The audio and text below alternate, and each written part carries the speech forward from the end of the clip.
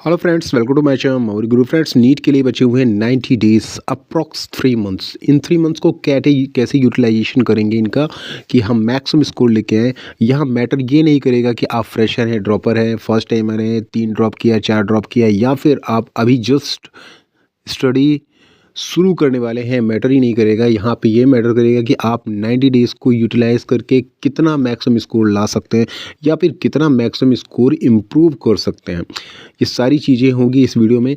कोशिश ये करिएगा वीडियो को शुरू से लेकर लास्ट तक देखिए, क्योंकि यहाँ पे मैं 3 मंथ्स के प्लान को मंथ्स के हिसाब से डिवाइड किया हूँ। First month, second month, third month कैसे आप प्रिपरेशन करेंगे। तो ध्यान से देखिएगा, शुरू से लेकर लास्ट तक देखिएगा।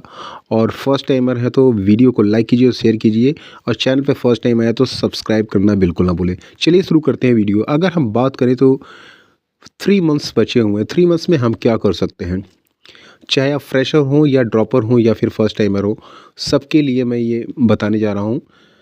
देखिए, फर्स्ट मंथ, सेकेंड मंथ और थर्ड मंथ, इसको मैं डिवाइड करूँगा 3 पार्ट्स में। फर्स्ट मंथ हमारा होगा बेसिक बिल्डिंग में, सेकंड मंथ होगा हमारा एक्यूरेसी में, थर्ड मंथ होगा हमारा रिवीजन में। तो कैसे प्लान करेंगे? पहला सबसे इम्पॉर्टेंट बात यह है कि फर्स्ट मंथ में आपका फोकस ये होना चाहिए कि यहाँ पे आप नई चीज़ों को थोड़ा सा अवॉइड करेंगे, क्योंकि समय आपका बहुत कम है। जो भी चीज़ें हैं आप उस पर फोकस करिए, कॉन्सेप्ट बिल्डिंग करिए।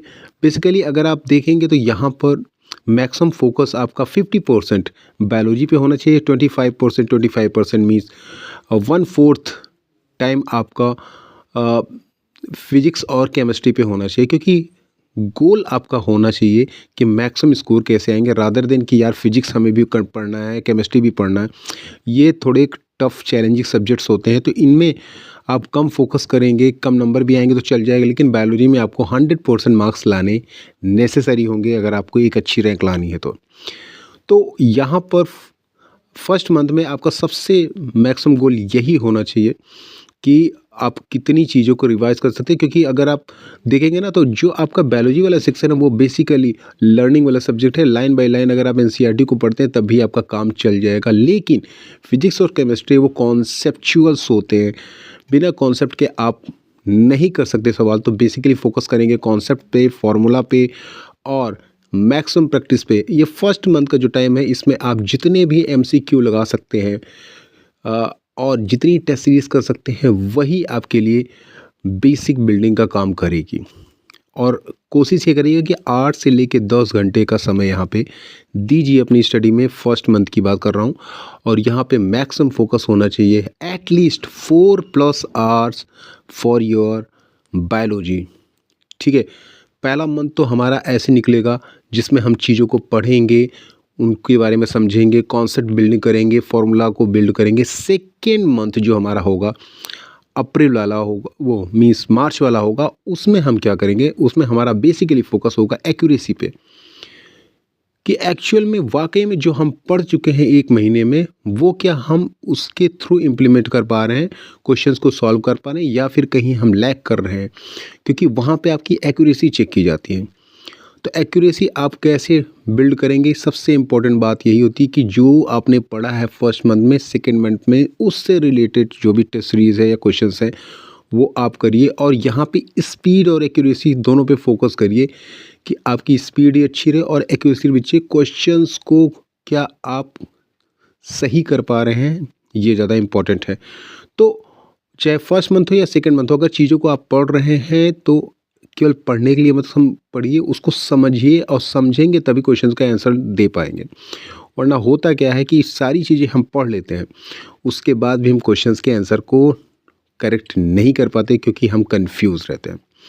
तो सेकेंड मंथ जो होगा हमारा, बेसिकली वो हमारी एक्यूरेसी और स्पीड और ये सब मैनेजमेंट पे जाएगा। और third month is the most crucial month, April वाला जो महीना होगा, उसमें हम बेसिकली फोकस करेंगे कि जो कुछ हमने फर्स्ट मंथ में पढ़ा है उसको कैसे इम्प्लीमेंट करेंगे। बेसिकली रिवीजन फेज़ होगा हमारा, वहाँ पे बेसिकली हम फोकस करेंगे बायोलॉजी पे। और यहाँ पे जो लास्ट मंथ होगा हमारा, थर्ड मंथ होगा, यहाँ पे हम नई चीज़ों को अवॉइड करेंगे। यहाँ पे हम उन्हीं चीज़ों पे फोकस करेंगे जो हमको 100% क्लियर हैं, जो 100% आती हैं। क्योंकि नई चीज़ें पर अगर आप माथापच्ची करेंगे तो पुरानी चीज़ों पे फोकस नहीं कर पाएंगे और पुरानी चीज़ों को भी गलत कर सकते हैं आप। तो नई चीज़ों को बिल्कुल अवॉइड करिए, जो चीज़ें हमें आती है उसी पे 100% फोकस करना है। तो थर्ड मंथ जो होगा वो हमारा सबसे इम्पोर्टेंट फेज़ होगा। और सबसे, मैंने बहुत बच्चों से बात की है, तो थर्ड मंथ जो होता है ना, वही बेसिकली सबसे इम्पोर्टेंट होता है, क्योंकि वहाँ पे जितनी अच्छी पढ़ाई हो जाती है, जितना अच्छा रिवीजन हो जाता है, जितनी अच्छी एक्यूरेसी हो जाती है, तब तक वही आपका next month first week of May में जो एग्ज़ाम होता है उसमें आप कर सकते हैं। आपने अभी तक क्या किया 9-10 महीने में, ये मैटर नहीं करेगा। आपने लास्ट मंथ में कितनी अच्छी पढ़ाई की है या कितना बूस्टअप किया है अपनी प्रिपरेशन को, कितना बूस्टअप किया है अपनी स्पीड को, वही आपके काम आती है। तो बेसिकली ये तीनों फेज़ हैं, इसमें कौन से सब्जेक्ट पे, कौन सी यूनिट पे क्या फ़ोकस करना है, कैसे फ़ोकस करना है, ये सारी चीज़ें आपको ऑलरेडी पता हैं, क्योंकि आप पहले से पढ़ते आ रहे हो। अगर आप देखोगे तो आप क्लास 11th और क्लास 12 से ही नीट की प्रिपरेशन करते आ रहे हो। केवल यहाँ पे उससे रिलेटेड सभी चीज़ों को गहन अध्ययन करना और अपनी स्पीड और एक्यूरेसी को मेंटेन करना, बाकी कुछ नहीं है नीट में। बड़े आसानी से आप कर सकते हो। बस एक ही मैटर होता है कि यहाँ पे कितनी अच्छी आपकी स्पीड, कितनी अच्छी प्रैक्टिस हो और कितनी अच्छी चीज़ों को आप ग्रैस्प कर सकते हैं। बस इसी पे अगर आपका कमांड हो गया तो आप नीट क्वालिफाई कर लेंगे या फिर बहुत अच्छा स्कोर भी ला सकते हैं। मीन्स लास्ट मंथ तो मोस्ट क्रूशियल होने वाला है आप लोगों के लिए। तो ये 90 डेज़ में इसी तरह का प्लान करिए कि पहले चीज़ों को पढ़िए फर्स्ट मंथ, सेकंड मंथ में उसको इम्प्लीमेंट करके अपनी एक्यूरेसी चेक करिए कि क्या वाकई में आप कर सकते हैं। साथ ही साथ स्टडी हो और केवल उन्हीं एरिया पे फोकस करिए जो आपको 100% क्लियर हो। तो ये सारी चीज़ें आप फोकस करके रखेंगे तो 100% आपका सिलेक्शन हो जाएगा या अच्छा स्कोर आप ला सकते हैं। आई होप ये वीडियो आपको अच्छा लगा हो तो लाइक और शेयर जरूर करें। That's all.